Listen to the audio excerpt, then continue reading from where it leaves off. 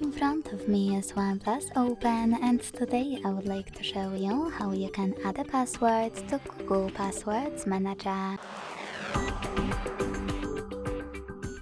Begin by going into Settings and scrolling all the way down to access Google.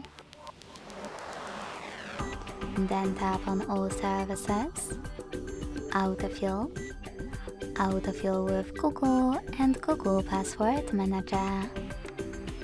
Finally, select Add Password over here and input all of those informations.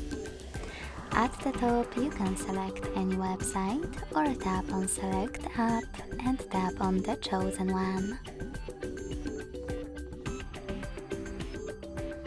Then enter your username, email or phone number, password,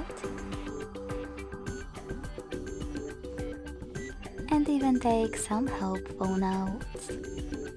When you finish, hit Save at the top right corner. As you can see, after that my password was successfully added.